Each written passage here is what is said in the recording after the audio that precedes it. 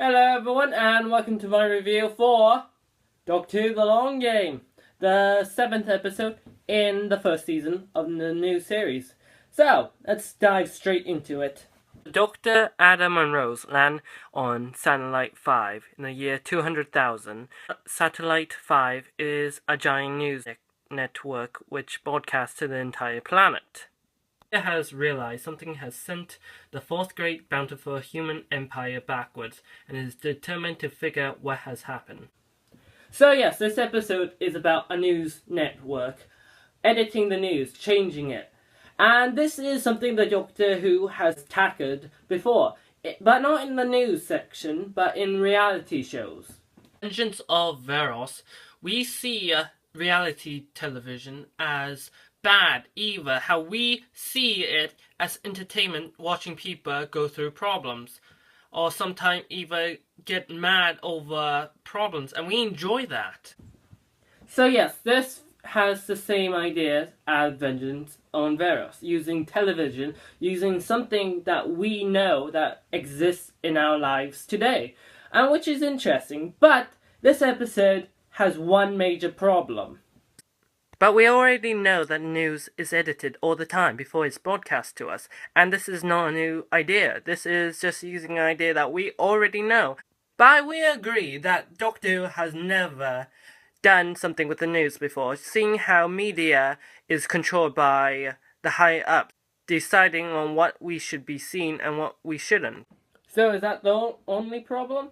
No, I lied. There's more than one problem with this story. And that is how they just explain everything to us. This episode, we learn that the human race has expanded into a great and powerful empire that the universe has never seen. And from the view we see here, that the planet Earth has changed also. You can see buildings from space up here. And that is such a unique idea.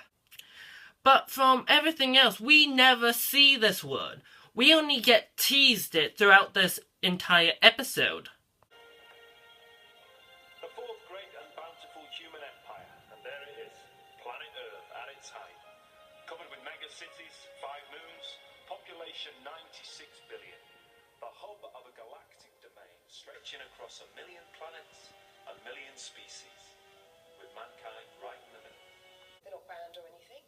Then where are they? I suppose immigration's tightened up. It's had to, what with all the threats. What threat? I don't know. All of them, usual stuff. And the price of space warp doubled, so that kept the visitors away. Oh, and the government on Chavik 5's collapse, so that lot stopped coming, you see. Just lots of little reasons, that's all. So yeah, we only get to listen to what this brand new world is, what it is about. And we don't see it. Now, I get it. Doctor Who has a budget, but if you're going to create this brand new world, you don't tease us, you put us right into it, and not on a space station. Oh, by the way, it's all the same sets from the End of the World. I do realize Doctor Who has reused sets in the past. I realize they reuse sets from The Ark in Space and in Revenge of the Cybermen, but the difference between New Who and Classic Who is that they have more of a budget. And that they can create new sets every week for a new episode. Yeah, I get Russell T Davies is trying to create a brand new world. I get that. But if you're going to do it, don't just tease us. So, okay, let's move on from the setting. Let's move on to the characters next. And let's start with...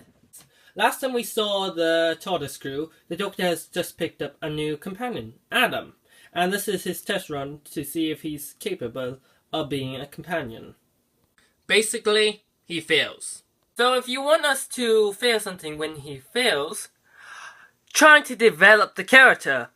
What I mean by that is that Adam was introduced in Dalek, and then Long Game followed Dalek. We didn't get to know Adam, we didn't get to know what he was about, we didn't know anything about him except for he was from England, and that when he failed, we didn't feel anything for the character. We were not sad, angry, or happy to see him gone. It was way too soon. If you want to set up a character to fall, you have to develop the character. You have to make the viewers like him or hate him.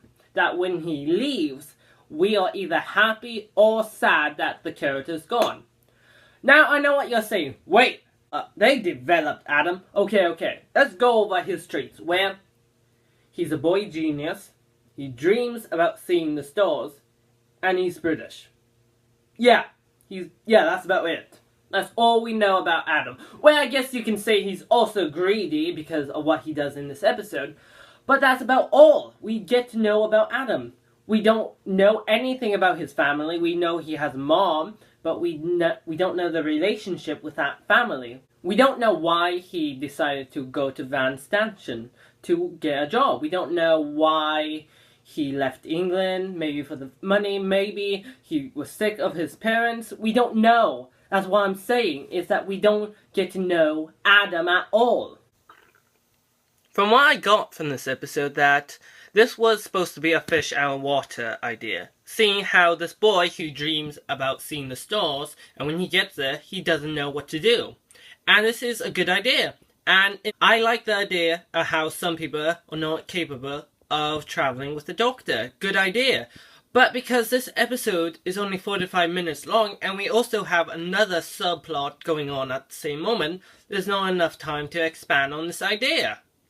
Yeah, maybe if he stayed around for a few more episodes, I might have cared about what happened to him, but he didn't. It's like the writers just had this idea, but didn't follow through with it, that they just thought, maybe we should develop the character. Oh no, there's not enough time, he doesn't fit in any of the other scripts, and just got rid of him as fast as they could. Talk about Christopher Eccleston.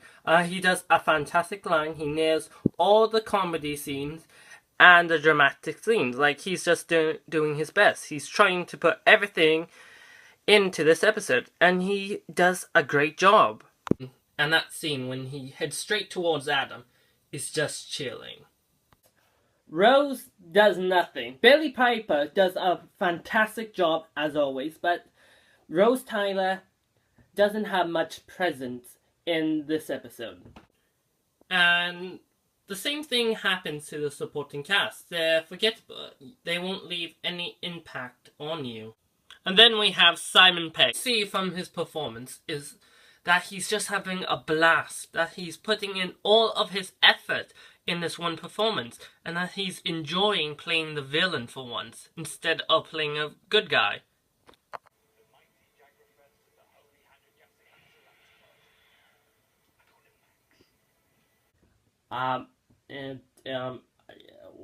What the hell is that thing? Yeah, I have no idea what that thing is, so yeah. So the Doctor finally meets Max. As we get back to, he has an operation which opens his forehead, revealing his brain, which the newscasters, the journalists, use it to download information to their brains, and download it to the mainframe. They're like hard drives. The information goes onto them and through them and into the computers, which Adam has done to himself to gain knowledge for himself, to make him rich basically, to change history. And so he goes to this room where information is downloaded, while the Doctor, Rose are captured by Max and the editor. The editor realizes that Adam's connected to the hard drive and gets all the information about the Doctor. But lucky for us,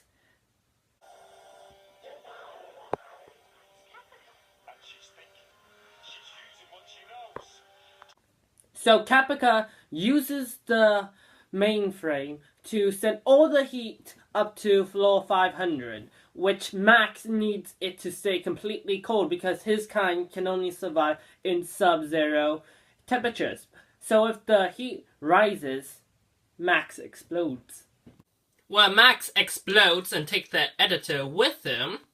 So Max is dead, the editor's dead, and now the human empire can now move forward. But there's still one more problem. Adam, knowledge that he downloaded and sent back in time because of his cell phone, and he left a message with that information on it, the entire timeline can be changed. So the Doctor goes back in time and deletes that information, leaves Adam behind with Now whenever someone snaps, his forehead opens. Yeah, that would be so interesting to happen. So now he has to stay low, or the government might find out and dissect him. So, what do I think about this episode? Think about The Long Game. Well, I find that boring and uninteresting. It's mostly about explaining. We get teased about this giant word outside of the satellite. Don't change or evolve, and they stay the same. The supporting cast is just bland.